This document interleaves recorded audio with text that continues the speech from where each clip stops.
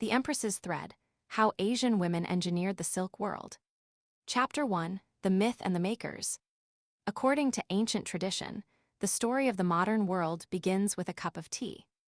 The legend transports us to the 27th century before the Common Era.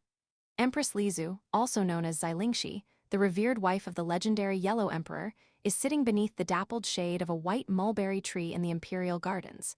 It is a breezy afternoon. Suddenly, a pale, oval object drops from the canopy above, landing with a soft splash in her hot tea. As the heat of the water permeates the object, the Empress notices it begins to soften. Curious, she plucks it from her cup. To her astonishment, the object begins to unravel. A microscopic, shimmering thread emerges. She hands the end of this delicate filament to her maid and instructs her to walk. The thread unwinds, stretching continuously across the vast expanse of the imperial garden, spanning a staggering distance of over 600 meters. Enchanted by the extraordinary strength and lustrous beauty of this single, unbroken fiber, the Empress immediately grasps its potential. She persuades the Yellow Emperor to plant grand groves of mulberry trees. She domesticates the worms that feed upon them. She invents the reeling wheel to spin the threads and the loom to weave them into cloth. From this single, disrupted afternoon tea, an imperial tradition is born, one that will intertwine itself with the next 5 millennia of human history and elevate Empress Leizu to the eternal status of a deity, the goddess of silk. The cultural weight of this legend is undeniable. For thousands of years, it perfectly encapsulated the reverence, the mystery, and the aristocratic prestige that silk would command across the globe. It provided a neat, royal origin story for a commodity so precious that the ancient Chinese state would guard the secret of its creation under penalty of death. It is a beautiful story. But it is a myth. And worse, it is a myth that fundamentally obscures a reality that is far grittier, infinitely more complex, and vastly more impressive.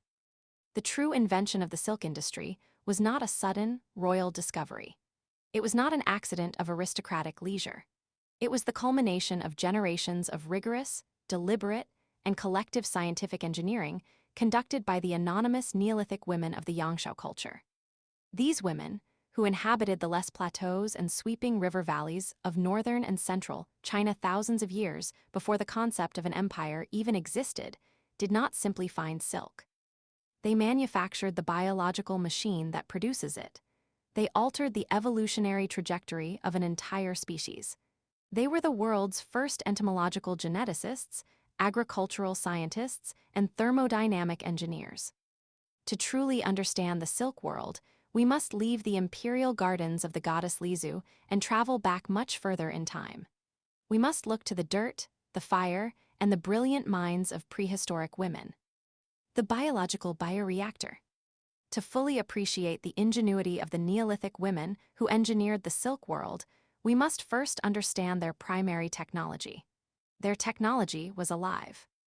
The domesticated silk moth, known to modern science as Bombyx mori, is not merely a bug.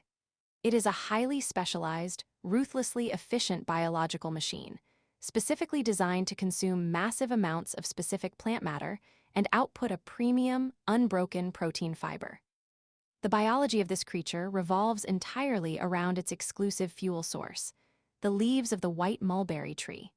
To a silkworm, a mulberry leaf is a complex chemical matrix. It is packed with primary metabolites like amino acids, soluble sugars, and organic proteins, which serve as the raw fuel required for the insect's exponential growth. It also contains secondary metabolites, such as phenolics and alkaloids, which act as evolutionary triggers, dictating the insect's feeding behavior and locking it into this highly specialized diet. When the silkworm consumes these leaves, its midgut initiates a phenomenal process of digestion and metabolic conversion. The efficiency with which the insect turns plant matter into silk is staggering. Inside the caterpillar, the posterior silk gland acts as the biological factory floor. This is where the actual silk protein, called fibrin, is synthesized. The metabolic demands of creating silk are astronomical. To produce this structural protein, the silkworm relies on highly specific amino acid pathways, most notably the metabolism of cysteine, methionine, and arginine. Because silkworms cannot naturally synthesize methionine, an essential amino acid, they must extract it entirely from the mulberry leaves. Furthermore, the synthesis of silk requires immense cellular energy. This energy is provided in the form of pyruvic acid. Under the precise action of an enzyme called alanine aminotransferase, which is strictly dependent on the presence of vitamin B6, the insect transforms raw glutamate into the pyruvic acid needed to fuel the extrusion of the silk thread. If this sounds like high-level biochemistry, it is. The silkworm is a walking, breathing bioreactor. The end product of this intense metabolic cycle is the cocoon. A single caterpillar, having increased its body weight by a factor of 10,000 in roughly a month, anchors itself to a branch. It begins to move its head in a continuous, rhythmic figure-8 motion. From an organ near its mouth called a spinneret, it extrudes a liquid protein that instantly hardens upon contact with the air. The insect will repeat this figure-8 motion up to 300,000 times over several days, weaving a single, unbroken filament that can reach a length of over 900 meters. That is nearly 3,000 feet of continuous fiber. This filament is incredibly thin, measuring a fraction of the width of a human hair. Yet, it possesses a tensile strength comparable to high-grade steel wire of the exact same thickness. The thread consists of two primary biopolymers, the fibrin, which forms the strong, shimmering structural core of the filament, and the sericin. Sericin is a sticky, gelatinous protein gum that coats the fibrin, cementing the miles of thread together to form the hard protective shell of the cocoon. Left to nature, this biological marvel ends in destruction. The pupa metamorphoses into a moth, secretes a specialized acidic enzyme to burn a hole through the top of the cocoon, and emerges to mate. But the moment the moth burns that hole, it severs the continuous 900-meter thread into thousands of useless, microscopic fragments, ruining the structural integrity required to make premium textiles. To harvest the silk, the ancient women of the Yangshao culture recognized two things. First, they had to interrupt the life cycle, processing the cocoons before the moths could emerge. Second, and far more profoundly, they realized they had to redesign the moth itself. The ancient geneticists. To view the Neolithic women of the Yellow River Valley merely as prehistoric weavers is a historic insult. In practice, they were the world's first geneticists. Over thousands of years, these women systematically and deliberately bred a wild, robust insect into a highly specialized, entirely human-dependent organism. The wild ancestor of the domestic silk moth is Bombyx mandarina. It is a creature perfectly adapted for survival in the wild forests stretching from northern India to eastern Russia. It possesses camouflaged, brownish-gray coloration to hide from predators. It has functional wings for active, powerful flight. It uses keen olfactory and visual systems to navigate its environment and locate mates. Its cocoons are small, varying in color, and optimized purely to protect the pupa, not for human harvesting. Through the meticulous, generational selection of desirable traits, ancient women initiated a forced evolutionary divergence. The genetic modifications achieved through this prehistoric selective breeding are profound. Modern genomic sequencing of hundreds of silkworm strains has revealed that the initial domestication in China likely began by isolating what biologists call trimolting lines. The women identified and isolated silkworms that underwent 3 molting phases rather than the standard 4, fundamentally altering the insect's growth cycle and silk output. From there, the breeders applied relentless selective pressure. They bred only the insects that produced the largest cocoons, the thickest silk shells, and the longest continuous thread lengths. They selected for insects that conserved energy to make silk, rather than expending it on survival. The physical results of this ancient genetic engineering are astounding. The domesticated moth, Bombyx mori, still possesses wings, but it lacks the necessary musculature and neurological coordination to fly. It is completely earthbound. Furthermore, the domestic moth is blind. It has also suffered a severe reduction in its ability to perceive environmental odors, a change traced by modern geneticists to specific mutations deliberately cultivated on the female W chromosome. Even its coloration was erased. The women bred out the camouflage, leaving a moth that is pure, stark white. These ancient geneticists also mastered the manipulation of biological coloration in the silk itself. While wild silkworms produce homogenized, dull, brown-yellow cocoons, the Yangshao breeders selected for stunning variations, including pure white, golden yellow, and vibrant green cocoons. Modern analysis has revealed that these color variations are not superficial dyes. They are the result of complex epistatic interactions between multiple genetic loci. The formation of green cocoons, for example, is governed by a duplicated cluster of sugar transporter genes in the insect's silk glands. These genes synergistically facilitate the uptake of natural flavonoids from the mulberry leaves, depositing the color directly into the molecular structure of the silk protein. The Neolithic women lacked electron microscopes. They did not have gene sequencers or sterile laboratories. Yet, through rigorous observation, trial, and selective inheritance, they mapped and stabilized these complex genetic traits. By the time their work was done, the domesticated silk moth was a biological marvel entirely distinct from its wild cousin. It was an insect that could not survive in the wild for a single generation. It required humans to provide its food. It required humans to protect it from predators. It even required humans to physically place the males and females together to mate. The creation of this flightless, blind, utterly dependent creature represents one of the most comprehensive, successful, and audacious bioengineering projects in human history. Redefining women's work. When history looks back at silk production, it is often sanitized into a narrative of delicate domestic craft. We are given images of serene women sitting quietly at wooden looms, gracefully pushing a shuttle back and forth. This persistent trope utterly fails to capture the high stakes, physically demanding, and scientifically precise nature of what actually occurred. Silk production was not a household chore.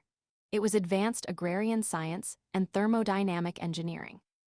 The process began outside the home, with the intense cultivation of the white mulberry tree. To ensure the highest quality of pure white, exceptionally strong silk, the women engaged in specialized arboriculture. The trees were carefully pruned and cultivated to remain low-lying. This was not just to allow the workers easy access for harvesting the leaves. It was an intentional technique to force the plant to concentrate its nutrients, ensuring the leaves became highly digestible and hypernutritious for the silkworms. It required an intimate understanding of plant biology, seasonal cycles, and soil management. However, the true test of their engineering prowess occurred during the degumming and reeling phase. As previously noted, the raw silk filament is encased in sericin, a tough, gummy protein. To unwind the cocoon into a usable thread, the sericin gum must be dissolved or softened without damaging the microscopic fibroin core. This process requires walking a razor-thin thermodynamic tightrope. Modern chemical engineering studies on silk sericin have demonstrated that the protein undergoes rapid hydrolytic molecular decomposition in hot water. If the temperature of the water is too high, or if the cocoons are left in the bath for too long, the molecular weight of the sericin rapidly decreases. This leads to the immediate deterioration of the silk's mechanical properties, rendering the fiber brittle and useless. Conversely, if the water is too cool, the sericin remains solid, and the cocoon cannot be unraveled at all. Modern laboratory trials pinpoint the absolute optimal condition for dissolving extracted sericin solid, exactly 90 degrees Celsius for precisely 5 minutes. At 85 degrees, the solubility drops, requiring more than 10 minutes to process. At 95 degrees or a full rolling boil at 100 degrees, the risk of destroying the underlying fibroin skyrockets. The Neolithic women of China mastered this thermodynamic threshold millennia before the invention of the thermometer. How did they do it? They utilized the visual and auditory language of water. By studying the formation of specific bubble sizes as water heated, phenomena often referred to in ancient Chinese texts as crab eyes for tiny bubbles or fish eyes for slightly larger ones, they could precisely gauge pre-boiling temperatures. They maintained the water in the exact thermal pocket required to loosen the gum without destroying the thread. To further optimize this highly sensitive process, these early engineers employed organic chemistry. They discovered that sericin is highly soluble in alkaline solutions, By burning specific hardwood plants and weeds and percolating rainwater through the ashes and straw, they produced a dark, tannin-rich lye. This caustic alkaline solution was rich in potassium hydroxide and potassium carbonate. By carefully adding this plantash lye to the hot water bath, they expertly adjusted the pH level. This allowed them to accelerate the swelling and dissolution of the Saracen gum at slightly lower, safer temperatures, perfectly preserving the pristine strength and radiant luster of the fibroin core inside. Once the cocoon was perfectly softened in this chemically balanced, temperature-controlled bath, the mechanical engineering of the reeling process began. Imagine reaching into near-boiling, caustic water to find the end of a microscopic thread that is a fraction of the width of a human hair. It is an act of supreme tactile precision. The women would stir the floating cocoons with rough bamboo sticks until the loose ends of the filaments caught on the wood. Because a single filament is far too delicate to be woven into fabric, they would gather the threads of multiple cocoons, often up to a dozen at a time, and twist them together to form a single, structurally sound yarn. The physical act of drawing the silk out of the water, known as reeling, required an intuitive mastery of physics and kinetic tension. As the threads were pulled, the cocoons would bob and spin rapidly in the hot water.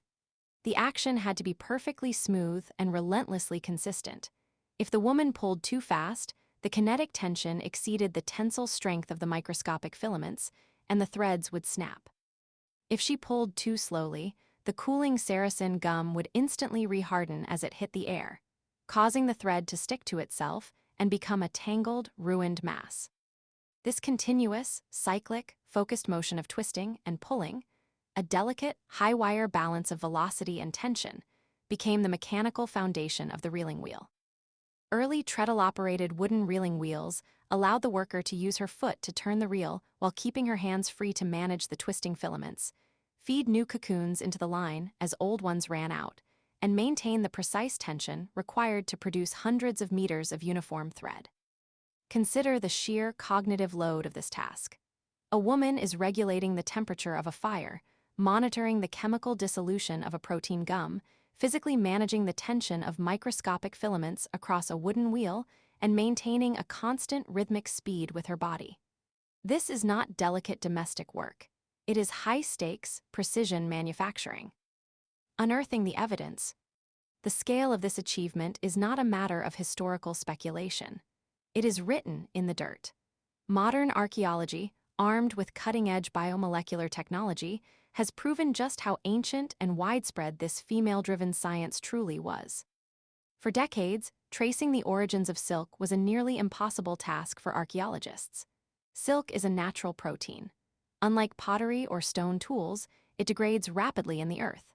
However, in recent years, scientists from the University of Science and Technology of China applied advanced mass spectrometry to soil samples taken from tombs at the Neolithic site of Jiahu. The tombs date back an astonishing 8,500 years.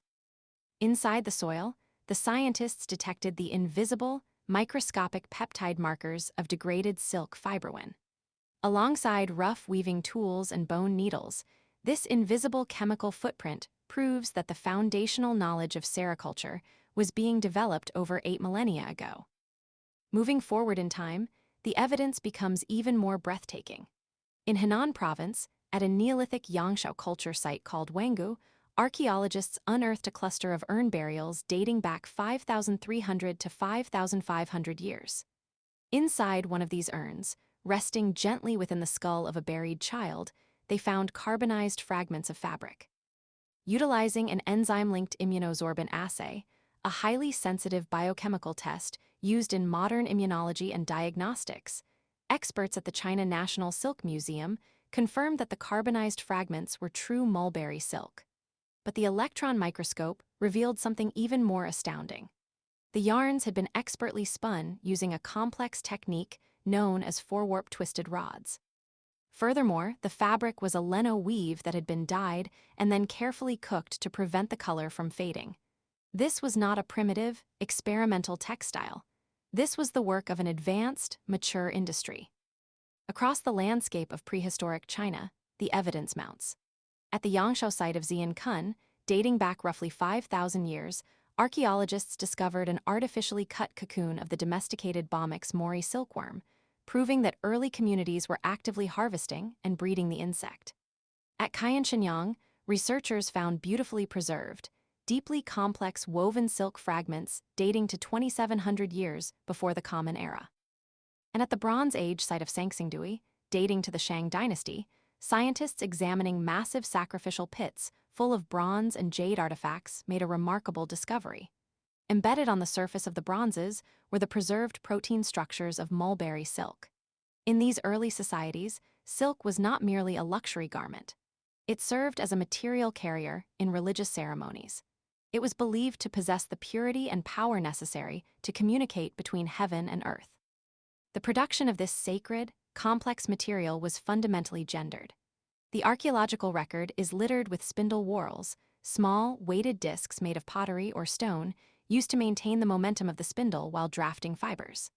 The size, weight, and calculated moment of inertia of these whorls provide distinct cultural markers of early human settlements. They prove that yarn production was occurring on a massive, highly organized scale. In the early, egalitarian, and potentially matrilineal societies of the Yangshao culture, where villages like Jiangzhai were organized around communal squares and shared resources, female labor was the economic engine of human progress. The thread that bound the world. As the Neolithic Age gave way to the Bronze Age, the social architecture of the ancient world began to change. Bioarchaeological data, including isotopic studies of human bones, reveals a massive shift in ancient Chinese subsistence strategies. The introduction of new agricultural crops like wheat and barley, coupled with the domestication of large herd animals like cattle, led to the rise of immense social complexity. With this complexity came the establishment of powerful feudal autocracies. The egalitarian and matrilineal structures of the early Yangshao culture were systematically dismantled, replaced by rigidly patriarchal frameworks. By the time of the Shang and Zhou dynasties, the societal status of women had suffered a steep and permanent decline, a subordination later codified by imperial philosophy. Yet, even as male-biased inequality took root, the sheer economic supremacy of female labor could not be erased. The imperial state famously dictated a strict marital division of labor. Men plow, women weave. While this mandate was designed to keep women sequestered in the domestic sphere, the inescapable reality was that the wealth, power, and global reach of the empire rested entirely upon the shoulders of the weavers. It was their proprietary knowledge of sericulture, their absolute mastery of the thermodynamic degumming process, and their generational cultivation of the silkworm genome that filled the imperial treasuries. When the Han Dynasty officially opened the Silk Road in the 2nd century before the Common Era, the global demand for this miraculous fabric exploded. Roman emperors drained their national coffers of silver to clothe their nobility in Chinese silk, utterly ignorant of the fact that the material they worshipped was the product of prehistoric female ingenuity. The history of technology is far too often written as a succession of great men building metal machines. The biological, agricultural, and chemical innovations driven by women, particularly in antiquity, are routinely relegated to the background.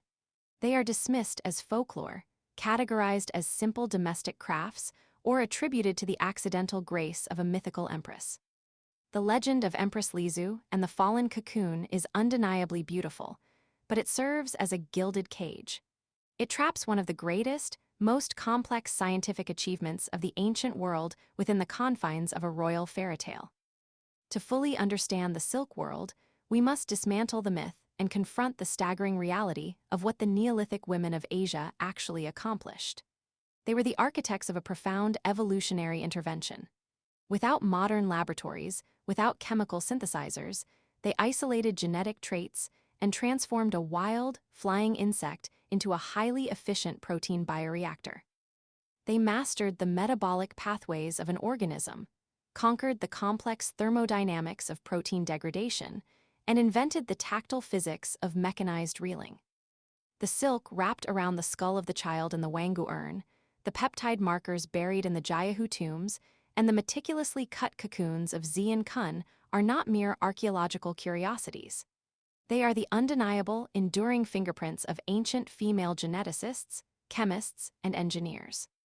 The silk thread did not accidentally drop from the heavens into a teacup. It was deliberately, painstakingly pulled from the raw fabric of nature by the brilliant minds and calloused hands of the women who built the modern world.